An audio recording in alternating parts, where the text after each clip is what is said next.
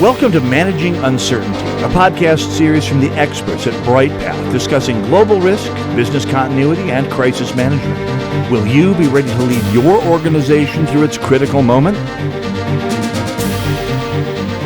Hello and welcome to the Managing Uncertainty podcast. This is Bryan Strawser, Principal and Chief Executive here at Bryghtpath.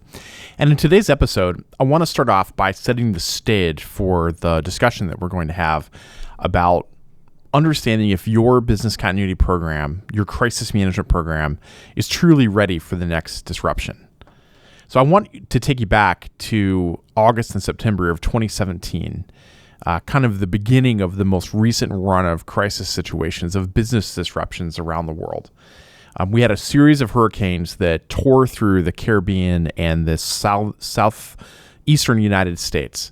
We had Hurricane Harvey, Hurricane Irma, and Hurricane Maria, three of the strongest hurricanes in recent memories. They took hundreds of lives and inflicted $210 billion in combined damage between the three storms, between the Caribbean and the southeastern United States. We fast forward just 2 years later, as we're still recovering in some cases economically from the impact of those three hurricanes, and even logistically still challenges in Puerto Rico and other parts of the Caribbean. And now we're faced with the COVID-19 pandemic. March 11th, 2020, the National Basketball Association postpones its season with no clear idea if or when that it could resume. And then within days, companies across the country and truly around the world sent their employees home, many of them with no clear plan of how to do their job remotely. All of this due to COVID-19 and the pandemic that we've all been faced with the last 15 years. And that hurricane season in 2017 and the pandemic of the last year and a half are just two of many recent examples of crisis events that have drastically disrupted business operations. So the question is, in the event of a disaster, how will you respond? And nobody enjoys thinking about crisis management or disaster recovery outside of those of us that work in this space and do it because we enjoy the work. But nobody really wants to sit and think about these things. Not at all your senior executives. But the questions that business leaders often ask sound similar. They sound like, what can we do to prepare our company to survive the next disruption? And that answer is business continuity planning. Now, we probably all know what business continuity planning means.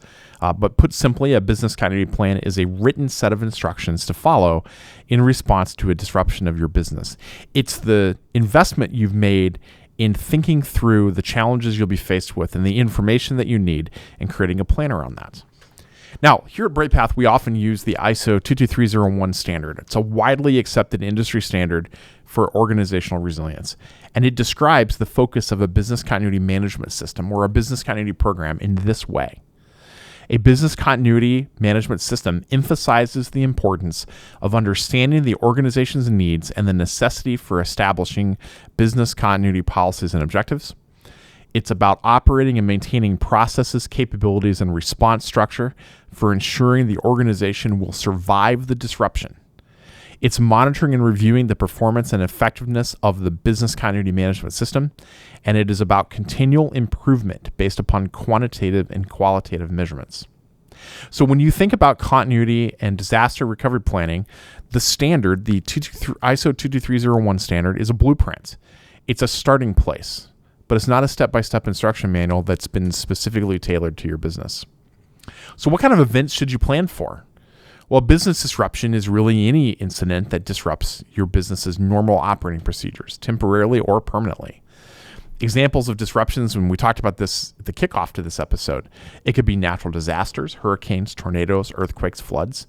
It could be infrastructure disruptions, power outages, cyber attacks, data breaches, data center disruptions, telecom and internet downtime.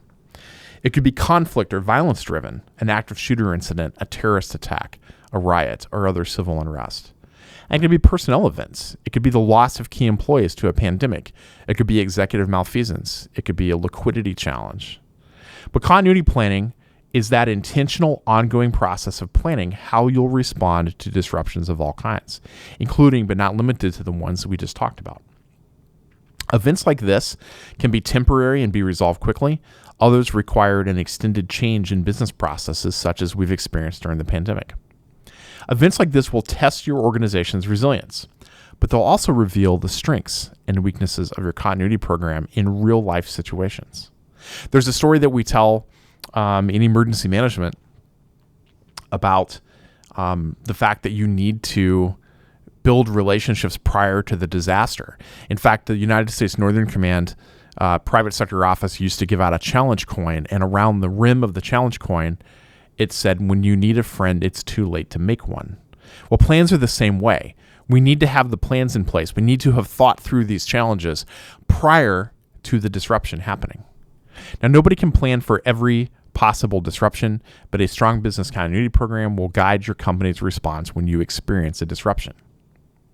So how do you know you have a good program? Well, that gets to the crux of this episode. How do we evaluate a business continuity program? Now, here at Bryghtpath, we're often engaged to evaluate business continuity programs, to look at the risk faced by companies and help improve the long-term resiliency of an organization. The process we've developed can be used to evaluate continuity programs in businesses of any size, from a small consulting firm to a multi-billion-dollar technology or utility firm. A full review usually takes between 5 and 10 weeks, but in every case, the process begins by defining what exactly your organization needs from a continuity program. Here's the process we follow, and you can use this internally as well. First, define what you need from the program. Well, sometimes companies will come to us and say, our executives tell us we need we want a world-class continuity program. In most cases, world-class is just beyond your actual needs.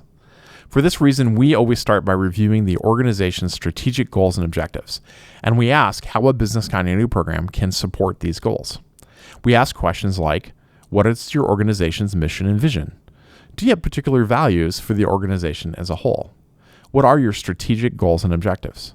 How would you define your internal culture? What are the written and unwritten rules for operating internally? What is the perception of the current business continuity program and team? And how does the business continuity program support the organization's strategic objectives? Now, I've talked with everyone from CEOs to chief security officers to chief information security officers who are responding to direction from their board or the audit committee or risk committee of their board to implement a business continuity program. But I've also been in meetings where the CEO is championing this initiative after an emergency management official has asked tell me about business continuity and crisis management at your program, or at your company rather, and the CEO didn't know how to respond. So once you've answered these questions and perhaps others that are raised as you work through those questions, the second step is to look at the documentation. As with any business plan, if things are not in writing, it doesn't really exist. Hopefully you already have documented processes that describe how your continuity program operates, along with defined crisis management processes for how you make decisions, how you communicate, and how you escalate situations. But you should also go beyond your business continuity documentation and review other major business documentation too. Mission, vision, and values, investor reports, SEC filings, strategic plans, your employee handbook and documentation. You want to look as well at existing documentation for people or human resources and for information technology. We're looking for information about high availability strategies, backups and recovery strategies in IT, plans for HR-driven disruptions, supply chain continuity and recovery, documentation about potential threats or risks, and key business objectives. That review will show you where you are today and give you a good foundation for a business continuity strategy that's tied to your existing culture and strategic objectives. The third step is to actually talk with the people involved in the program. That can include talking with program team members, stakeholders, and the leaders of critical business functions. We think of this as it's almost like doing the business impact analysis in an interview fashion. You're going to go out and talk with these stakeholders, with the program team, with folks who work in crisis management, with the leaders of critical business functions. These are people that we'll also include in the evaluation process as you work to improve your organizational resilience. These interviews usually are full of open-ended questions. We're looking for first-person accounts of how the business continuity team and others respond to business disruption. For example, we've recently been asking questions like this. You've just spent the last 15 months dealing with COVID-19. What decisions did you and your team have to make in response to this disruption in your business? What process did you use to collaborate and make these decisions? Have there been other disruptions that you've been a part of managing during your time at the company? Tell us a bit about those. What plans or processes did you use during those previous disruptions? How did they help or hinder? What risks or issues keep you up at night in terms of disruptions or crisis situations? How well prepared do you think your company is against those disruptions and crises? These interviews as a whole provide specific concrete examples of how your program is perceived within the company. They also illustrate how previous disruptions have been managed. That gives you valuable insights that complement what we've already learned from reviewing documentation. Our fourth step is to complete a maturity model. So once you've reviewed the documentation and you've talked with employees, you have a clear view of the continuity program at your company. Now you can compare what you've learned against what the standard calls for, what the ISO 22301 standard calls for, and see how the maturity of your program stacks up. Using a maturity model as a part of your evaluation can help you compare your current business continuity program against the industry standard and spot areas of both strength and opportunity. When we're working with a company to conduct an evaluation like this, we provide a detailed view from a maturity standpoint using a proprietary maturity model that we've developed. We provide a maturity score across 98 different factors, score roll-ups across the core themes of the ISO standard, and then an overall maturity score. From there, we work to build out a roadmap based upon your specific industry for where you should be in a year, 2 years, and 3 years forward from here. Those are, of course, our kind of projected goals that require investment and continued maturity to achieve. Our fifth step is to make a plan for improvement. Every continuity program evaluation that we do ends with a comprehensive report that summarizes key findings, strengths, opportunities, and recommendations for improvement. Specifically, the report has 3 major sections. First, observations. What are the facts we observed about the program, supported by artifacts, documentation, and interviews? Second, what's the maturity model scoring? A detailed look at how the continuity program stacks up, how it scores against the ISO 22301 standard, along with strengths and opportunities. And then third, recommendations. What are the specific concrete recommendations for actions your company could take to improve operational resilience during a business disruption? The observations in the maturity model together provide context to explain the current state of the program. The recommendations give you a roadmap with concrete and measurable steps on maturing the program over time. Taken together, those 3 elements, provide a thorough evaluation report that you can use to influence executives and stakeholders towards the investments that you need to mature your continuity program and improve your organization's resilience. The challenge for business continuity is that you never know when a disruption is going to happen. For that reason, we believe strongly that business continuity programs should be evaluated annually and improved and revised to reflect new business challenges and changes to the broader business landscape. As your company's strategy evolves, your program should evolve to ensure it continues to support your organization's overall strategic goals and objectives.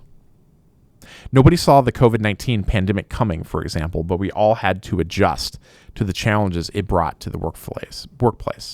A strong continuity program can't take away the risk of a disruption, but it can position your organization to react swiftly and efficiently when a disruption hits, but only if you make those investments in advance. If we can help you in any way in evaluating your business continuity program, we work with the world's leading brands, public sector agencies, and complex nonprofit organizations to strategically navigate uncertainty and disruption. You can learn more about Bryghtpath's capabilities and contact us at bryghtpath.com/contact. That's it for this episode of the Managing Uncertainty podcast. We'll be back next week with another new episode. Be well. Thanks for listening to this episode of Managing Uncertainty, produced by the experts at Bryghtpath. To receive notifications of new episodes, join our newsletter at bryghtpath.com or subscribe through your favorite podcast player, such as iTunes or Google Play. Learn more about the services and trusted advice from Bryghtpath by visiting bryghtpath.com. That's BRYGHTPATH.com.